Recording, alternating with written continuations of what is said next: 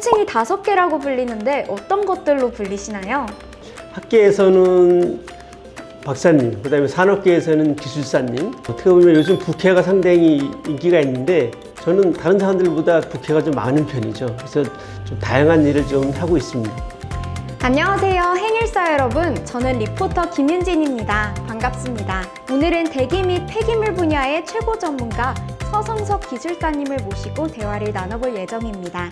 하나도 합격하기 힘든 기술사 자격증을 2개나 합격하신 기술사님을 모시고 이야기 나눠보겠습니다. 네, 반갑습니다. 저는 사이버 출판사에서 대기환경기사 폐기물 처리 기사를 강의하고 있는 서성석이라고 합니다.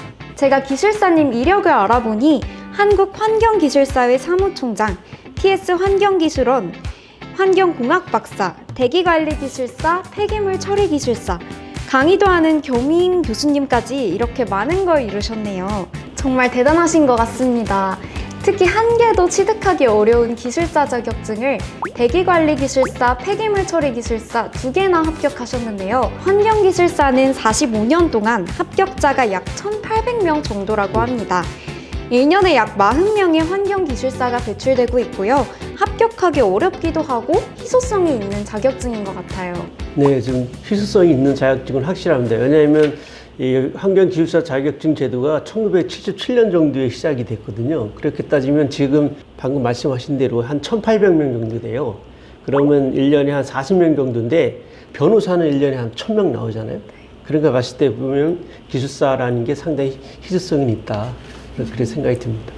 혹시 다른 환경 관련 자격증도 있을 것 같은데 환경관리 자격증들에 대해서도 설명 한번 부탁드릴게요. 네, 환경 관련 자격증들은 이제 가장 기본적인 것들이 환경기능사거든요. 환경기능사는 학력이나 경력 필요 없이 누구나 시험을 볼 수 있는 거고요. 그 다음에가 이제 환경산업기사라는 게 있습니다. 환경산업기사 같은 경우는 이제 경력이나 이제 자격이 좀 필요한데요. 보통 한 전문대 졸업생들이 보는 자격증이라고 보시면 될 겁니다. 기사, 환경기사가 있는데요. 기사는 이제 4년제 대학생이 보는 거라고 생각하시면 되고요. 환경산업기사를 합격하고 2년 정도의 실무 경험이 있으면 또 볼 수 있는 게 이제 기사입니다. 근데 기사 자격증을 따고 나서 제가 취득한 기술사를 취득하려면 환경기사를 따고 4년의 실무 경험이 있어야 되고 산업환경기사는 6년의 실무 경험이 필요해요. 또 이제 사실은 자격증이 없어도 볼 수 있는 자격이 되는데 그러면은 더 많은 실무 경영이 필요하거든요. 그래서 이런 식으로 해서 한 환경기능사, 환경산업기사, 환경기사, 기술사 이렇게 총 4개의 어떤 자격증이 있습니다. 네, 이렇게 환경 관련 자격증들과 또 취득 방법에 대해서도 자세히 설명해 주셔서 감사합니다. 그럼 현재는 어떤 일들을 하고 계신가요? 네, 사이버 출판사와 그다음에 성원당에서 강의를 하고 있고요. 그다음에 제가 회사를 운영하면서 환경 컨설팅이라든지 연구 용역, 법원 감정일, 각종 심의 및 평가, 그리고 환경교육 사무총장 일 좀 하고 있습니다. 네, 바쁘실 텐데 인터뷰 응해주셔서 감사드립니다. 혹시 각각 하시는 일에 대해서도 조금 더 설명해 주실 수 있을까요? 제가 그 강의책을 출간했고, 네, 사이버 출판사 온라인으로 동영상 강의를 하고 있습니다. 그래서 수강생들이 보고 있고요. 그다음에 회사를 운영하면서는 말씀드렸듯이 환경 컨설팅이라든지 용역, 연구과제 이런 것들을 주로 하고 있습니다. 그다음에 법원 감정일 같은 경우는 좀 생소하고 좀 틈새 시장일 수도 있는데 좀 재밌는 분야이기도 합니다. 그러니까 판사님들이 결정할 수 없는 기술적인 문제들, 좀 과학적인 문제들을 제가 이제 판사님의 보조자 역할로 이렇게 좀 도움을 주는 그런 일을 하는 게 법원 감정일이고요. 그다음에 심의 평가는 좋은 우수업체를 선정하기 위한 그런 과정의 하나로 어떤 그분들이 제시한 용역 보고서라든지 제안서를 보고 이렇게 결정을 하는 그런 일입니다. 그리고 관련돼서 법적 환경 교육도 일부 하고 있습니다. 법원 감정 같은 경우는 판사님들께서 환경 관련 법률 다툼 판결문 작성하실 때 기술적인 부분에 조금 자문을 드리는 거라고 이해하면 될까요? 예, 맞습니다.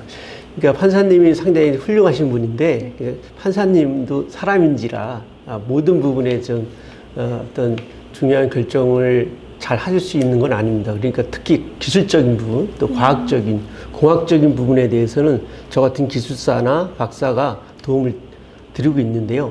그러니까 원고나 피고들이 제시한 어떤 감정 사항에 대해서 제가 객관적이고 기술적인 자료를 이렇게 제공해서 판사님이 좋은 판결을 할 수 있게끔 도와주고 있습니다. 네, 정말 흥미로운데요. 직업활동 이야기는 잠시 뒤에 들어보기로 하고요. 기술사님께서 어떻게 환경 관련 직업을 가지게 되셨는지 알아보도록 하겠습니다. 어렸을 때부터 이 분야에 관심이 많으셨나요? 네, 저는 뭐 경기도 양평 그 산골에서 태어났거든요. 그러다 보니까 이제 학교를 초등학교, 국민학교 다닐 때 산 넘고 물 건너서 진짜 1시간 넘게 다녔거든요. 그러다 보니까 뭐 그때는 몰랐지만 지금 생각해 보니 그 산이나 뭐 이런 하천, 그다음에 숲 이런 것들이 되게 저한테는 되게 좋았고요. 그 경기도 양평이라는 곳이 그 상수원 보호 지역이에요. 그래서 한강물을 깨끗하게 위해서 양평에는 오염물질이 많이 나오는 공장이라든지 설치가 상당히 제한되거든요. 양평이 갖고 있는 어떤 깨끗함 이런 것들도 제가 좀 배운 것 같고요. 어렸을 때 기억들이 제가 이런 환경 일을 하는데 큰 역할을 했다고 보고 있습니다. 네, 등교도 정말 먼 거리를 걸어서 하셨네요. 등교하다가 지각하거나 그러신 적은 없으신가요? 1시간 넘고 뭐 걸어 다니고 자전거 타고 뭐 자취하고 하면서도 저는 한 번도 지각과 조퇴를 한 적이 없습니다. 그래서 이제 약 12년 동안 개근상, 우등상을 좀 받았죠. 정말 성실함이 대단하신 것 같습니다. 그럼 서울에는 언제 오시게 된 거예요? 네, 서울에는 길게 살기 위해서 온 거는 이제 고등학교 졸업해서 온 건데 사실 그 전에 제가 불행히도 고등학교 2학년 때 이제 수술을 하기 위해서 서울에 한번 올라왔었어요. 그때는 제가 고2 때 축농증이 되게 심해서 그 서대문 쪽에 있는 적십사병원에 수술하고 입원하고 통원하느냐고 한 2, 3개월 정도 입원 통원 치료를 했거든요. 그래서 그때는 진짜 되게 암울했었습니다. 이제 가장 이제 열심히 공부할 그 시점에 제가 수술까지 해서 되게 억울한 마음도 막 들고 했었거든요. 그때 서울에 처음으로 한번 왔었고, 심지어는 통원 치료하다가 버스 타다가 나쁜 형님들한테 돈도 뺏기기도 막 그랬어요. 그러니까 제가 얼마나 어눌해 보였으면 그랬었을까 하는 생각이 좀 있었고 해서 그때의 기억이 있습니다. 그때의 기억이 있고요. 그다음에 정식으로 이제 서울에서 살기 위해서 올라온 거는 고등학교 졸업하고 올라오게 됐고요. 그때 또 하나 이제 서울 상경 때 좀 에피소드가 있는데, 그때 저는 지하철이라는 것들을 처음 접했던 시기고, 그래서 청량리역에서 그때 이제 저희 누나가 그 성북역이라는 곳이 있어요. 지금은 이제 광운대역으로 바뀌었거든요. 성북역에서 이제 자취를 하고 있어서 저도 거기서 생활을 했는데, 어느 날인가 청량리역에서 한참 성북행 그 지하철역을 기다리고 있는데 안 오는 거예요. 몇 시간을 지나도 안 오는 거예요. 그래서 12시 거의 다가오니까 성북역이 마지막으로 이렇게 와서, 다행이다 그 기차를 탔는데, 지하철 탔죠. 지하철 탔는데, 나중에 이제 누나한테 가니까 누나는 이제 난리가 났죠. 얘가 서울에 처음 왔는데 어떻게 됐냐고 난리가 나서, 그래서 누나, 나 보니까 성북역이 왜 이렇게 지하철이 안 오는 거야. 그래서 기다리다가 막차 타고 왔다고. 그러니까 우리 누나가 웃으면서, 야, 그러면 의정부행은 없었냐 그러더라고요. 그래서 의정부행?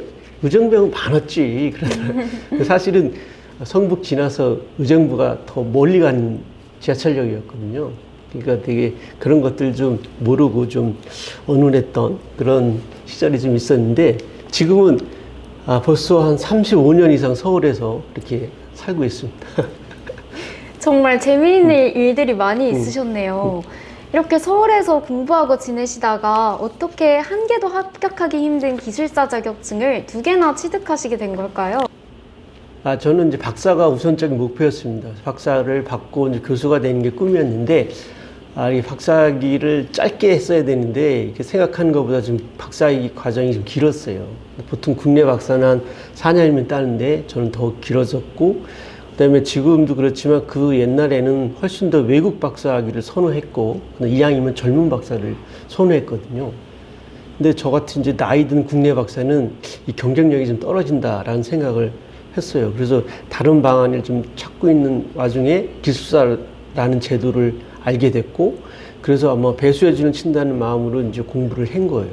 또 그때 또 때마침 제가 결혼을 해야 되는 시점이기 때문에 뭐 우리 와이프한테도 보여줄 것도 없고, 그다음에 우리 장모님한테도 좀 어필할 것이 뭔가 고민한 시간이었고, 그러기 위해서 좀 더 열심히 노력을 해서 남들보다 빨리 기술사를 취득을 하게 됐습니다.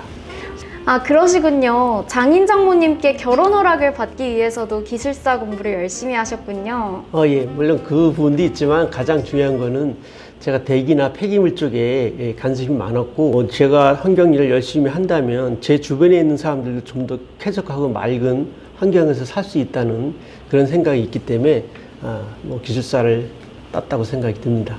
네, 말씀 감사합니다.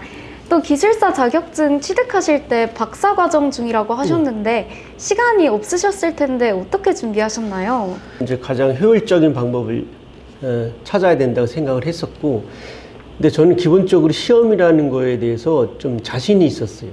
그러니까 시험은 단지 시험일 뿐이다 라는 생각을 가지고 있거든요. 뭐 이게 산업기사든 기사든 기술사든 아무리 어려운 시험이도 결국은 시험은 기출문제를 기반으로 해서 철저히 분석하고 주요 요점들을 좀 강도 있게 공부를 한다면 그리 어렵지 않은 게 시험이라고 저는 생각을 하거든요. 제가 본 기사나 기술사는 절대평가라는 겁니다. 이 절대평가라고 하면 60점이면 합격이거든요. 근데 굳이 60점이 합격인데 80점 맞을 이유가 뭐가 있습니까? 100점은 더더욱 맞을 이유가 없겠죠. 100점 맞을 시간에 다른 거를 전 해야 된다고 생각했고, 그런 어떤 효율적인 면하고 어떤 시험에 대한 어떤 자신감 이런 것들이 있었기 때문에 시간이 없었으면서도 빨리 합격을 할 수 있었던 것 같습니다. 정말 효율적으로 계획을 잘 세우신 것 같습니다. 기출문제 기반 공부 방법 말고 또 준비하시는 분들에게 알려드릴 공부 팁이 있을까요? 네, 이것도 제가 갖고 있는 되게 중요한 생각 중에 하나인데,